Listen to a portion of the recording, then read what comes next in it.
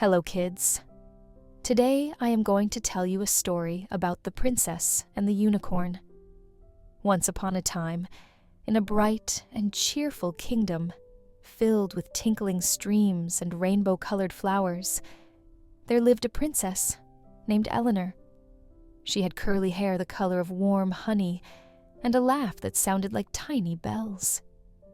Everyone expected Princess Eleanor to love fancy dresses and grand parties, but she loved something else much more: adventure. Eleanor liked exploring the castle gardens, climbing small trees, and making friends with the royal ducks, who were actually terrible listeners. She collected shiny pebbles and guessed shapes in the clouds. But most of all, she loved stories about unicorns, magical horses with glowing horns and kind hearts. Every spring, the kingdom celebrated the blooming festival, when every tree burst into blossoms at the same time, like popcorn made of flowers. There were dances, cakes stacked higher than a knight's helmet, and lanterns that floated into the sky like golden bubbles. And there was also a legend. The legend said that on the night of the blooming festival, when the biggest silver moon rose over the tallest hill, a unicorn would appear to someone with a brave and gentle heart. Eleanor didn't know if she truly believed the legend, but her heart did that fluttery thing it did when something exciting was about to happen. That night, after the fireworks faded and everyone grew sleepy, Eleanor felt a soft tug inside her chest, like the moon was calling her name. She slipped on her cloak, tiptoed past snoring guards, and walked out through the castle gate. The air smelled like new leaves and sugar cookies from the festival.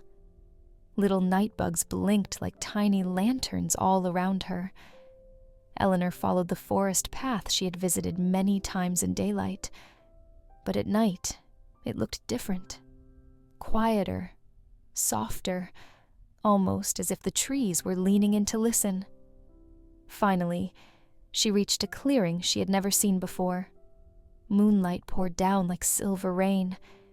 Every flower glowed faintly, and the air shivered with something that felt like music, though there was no sound. Then she saw it. A unicorn stepped out from behind the trees. Its coat shimmered white as snow in sunshine, and its long horns sparkled gently, like a star that had come to visit. Its mane flowed like silk in a breeze Eleanor couldn't feel. But the most magical thing about the unicorn was its eyes, kind and warm, like they already knew her. Eleanor's mouth made a tiny "oh," but no sound came out. The unicorn slowly walked toward her. She wasn't afraid at all. She felt calm, the way you feel when you know you're exactly where you're supposed to be. A voice formed inside her mind, not loud, not scary, just clear and friendly. "Hello, Eleanor." She blinked. "You know my name." The unicorn's ears twitched happily. "Of course. I come to those who care. For people, for animals, for even the littlest beetles under leaves." Eleanor's cheeks warmed.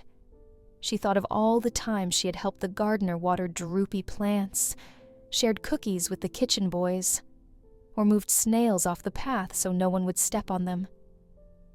"Are you real?" she asked softly. The unicorn laughed, though laughing inside your head feels more like bubbles. "As real as your kindness." The unicorn invited Eleanor to walk beside it. Wherever its hooves touched the grass, small flowers opened like they had been waiting just for this moment. They walked through the forest, and the unicorn showed her secret things: a shy baby deer, a broken branch beginning to heal, a tiny stream that giggled over stones. Eleanor realized something important. It wasn't just people who needed caring for. The whole world did. "Does a princess have to stay in a castle forever?" Eleanor asked. "A princess," said the unicorn, "is someone who helps the light grow, inside others, and inside themselves. That made Eleanor's heart feel big and warm, and just a little bit wobbly. At last, the sky began to turn gold and pink, the colors of a sleepy sunrise. Birds started practicing their morning songs. The unicorn stopped in the clearing where they had first met.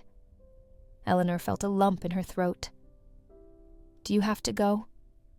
"For now," the unicorn replied gently. "But you will see me whenever your heart is both brave and gentle.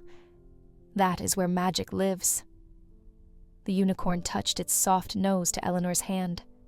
A spark, not hot, just tingly, slid up her arm and settled in her chest like a warm light. Then, with a flick of its shining tail, the unicorn trotted into the trees and was gone. Eleanor walked back to the castle with the sunrise behind her. She didn't feel sad. She felt strong, like she carried a whole garden of light inside her. From that day on, Princess Eleanor ruled in her own special way.